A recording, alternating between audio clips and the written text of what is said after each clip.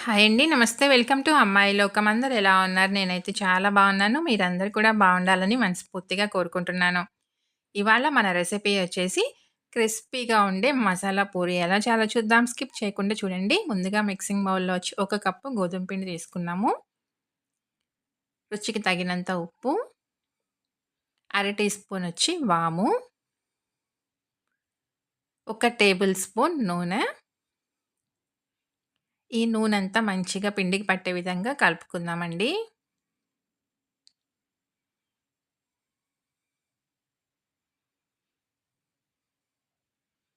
తగినన్ని నీళ్లు పోసుకొని దీన్ని గట్టిగా చపాతీ పిండి ముద్దలాగా కలిపేసుకుందాము. పిండి అస్సలు పలచన కాకూడదండి. సాఫ్ట్‌గా ఉండకూడదు. చపాతీ పిండి కంటే కొంచెం గట్టిగానే ఉండాలి పిండి.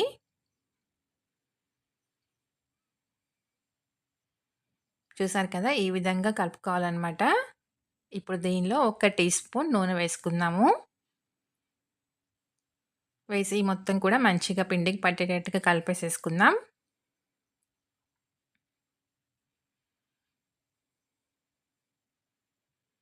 ఇప్పుడు మూత పెట్టి ఒక 5 నిమిషాల పాటు పక్కన పెట్టుకుందామండి. పిండి నానుతుంది. ఈలోగా మనం దీనికి స్టఫింగ్ రెడీ చేసుకుందాము. ఉడకపెట్టిన 2 మీడియం సైజ్ బంగాళదుంపలు తీసుకున్నామండి. దాన్ని చక్కగా మంచిగా మ్యాష్ చేసుకొని ఎక్కడ ఉండలు కానీ, గడ్డలుగా కానీ ఏం లేకుండా మంచిగా మ్యాష్ చేసుకోవాలనమాట. రుచికి తగినంత ఉప్పు, ఒక పావు టీ స్పూన్ ధనియా పౌడర్, ఒక పావు టీ స్పూన్ జీలకర్ర, పావు టీ స్పూన్ మిరియాల పొడి, ఒక 2 చిటికెలంతా గరం మసాలా, ఒక 2 చిటికెలంతా చాట్ మసాలా, ఒక్క పావు టీ స్పూన్ కంటే తక్కువ శొంఠి పొడి వేసుకున్నామండి. తరిగిన కొత్తిమీర కొంచెం వేసి మొత్తం మంచిగా కలుపుకుందాము.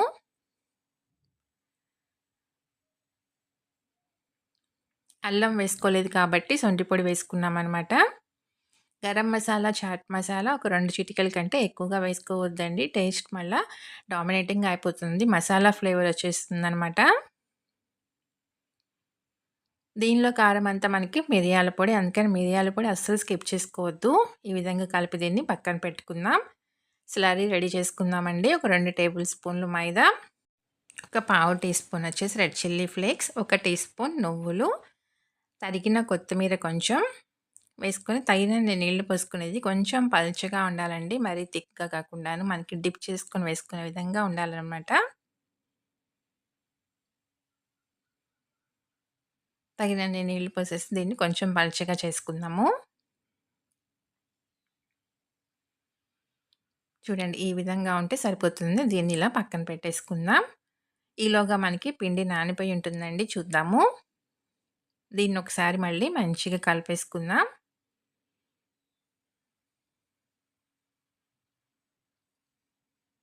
ఇలా కలుపుకొని దీన్ని 2 ఈక్వల్ పార్ట్స్‌గా డివైడ్ చేశానండి. మీకు కావాలంటే ఒకటే పెద్ద పూరిలాగా కూడా చేసుకోవచ్చు. ఇప్పుడు కొంచెం పొడిపిండి వేసుకొని దీన్ని పలచగా రుద్దుకుందామండి.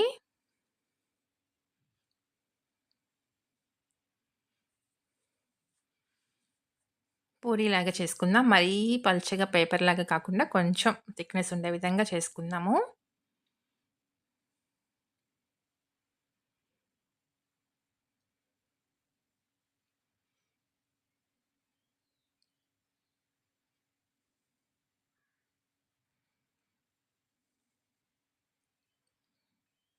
చూడండి ఈ విధంగా ఉండాలనమాట థిక్‌నెస్. ఇప్పుడు దీనికి పైన మనం రెడీ చేసి పక్కన పెట్టుకున్న బంగాళదుంప స్టఫింగ్‌ని పెట్టేసుకుందామండి. దీనికోసం ఈ విధంగా మనం ఫోర్క్ యూజ్ చేసుకున్నట్లయితే మనకి స్టఫింగ్ స్ప్రెడ్ చేసుకోవడానికి వీలుగా ఉంటుందనమాట. చూడండి ఈ విధంగా దీన్ని పలుచగా స్ప్రెడ్ చేసుకుందాము. మనం ఎప్పుడు గూడా బాగా బూరెల్లాగా పొంగే పూరీలు తిన్నాం కానీ, ఇలా క్రిస్పీగా ఉండే మసాలా పూరి తిన్నారా ఎప్పుడైనా? ఒకసారి ట్రై చేసి చూడండి. టేస్ట్ అయితే చాలా అంటే చాలా బావుంటుంది. అల్టిమేట్‌గా ఉంటుందనమాట. పిల్లల నుంచి పెద్దవాళ్ళ దాకా అందరికీ చాలా బాగా నచ్చుతుంది.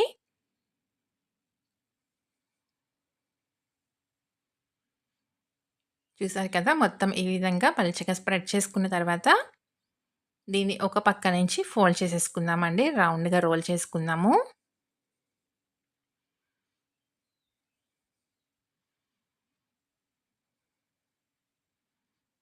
అంతేనండి. ఇలా రోల్ చేసేసుకోవాలనమాట.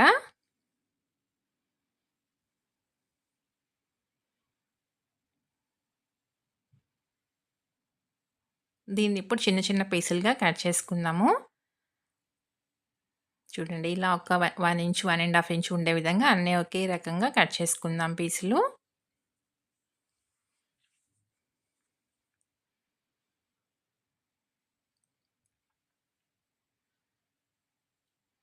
చూసారు కదా! లోపల బంగాళాదుంప స్టఫింగ్ ఉందనమాట. ఇప్పుడు దీన్ని కొంచెం పలుచగా చేసుకుందామండి.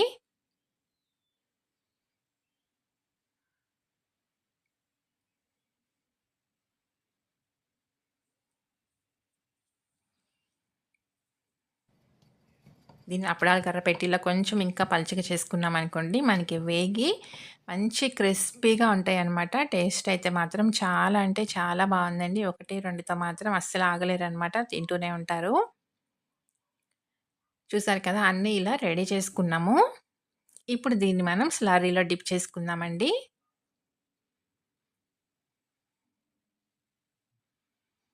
అంతేను నూనె బాండి పెట్టుకొని నూనె వేడెక్కిన తర్వాత స్టవ్ వచ్చేసి మీడియం ఫ్లేమ్‌లోకి అడ్జస్ట్ చేసుకుందాం.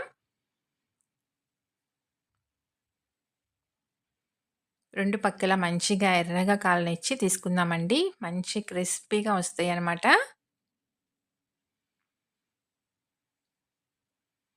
నూనె మీకిలా పీల్చుకున్నట్టుగా అనిపించినా కానీ నూనె అస్సలు పీల్చుకోదండి. స్ట్రైనర్‌లో వేసేసేయండి తీయగానేను. నూనె ఏదైనా ఉన్నా గానీ మొత్తం కిందకొచ్చేస్తుంది. చూసారు కదా! ఎంత క్రిస్పీగా వచ్చినియనమాట.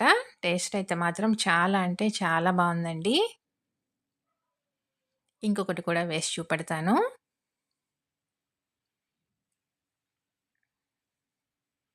ఇలా స్లర్రీలో మనం డిప్ చేసి వేసుకోవటం వల్ల ఏంటంటే పైననేది మనకి మంచి క్రిస్పీగా వస్తుందండి. నూనె పీల్చుకోకుండా ఉంటుందనమాట.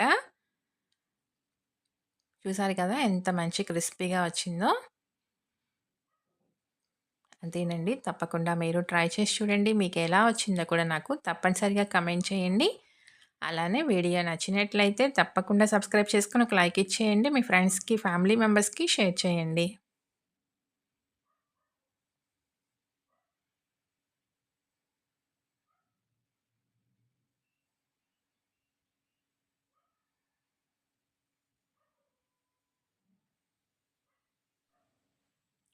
ఒకటి తుంచి చూద్దామండి.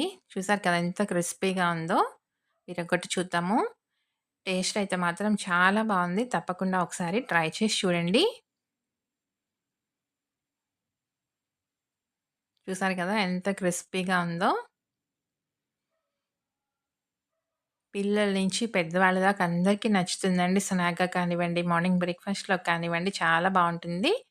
ఇలానే తినేయొచ్చు. కావాలంటే పెరుగుతో కూడా చాలా బావుంటుందండి. తప్పకుండా ట్రై చేసి చూడండి. ఈరోజు రెసిపీ అయితే ఇంతేనండి. రేపు ఇంకో కొత్త రెసిపీతో మీ ముందుకొచ్చేస్తాను. Thank you for watching.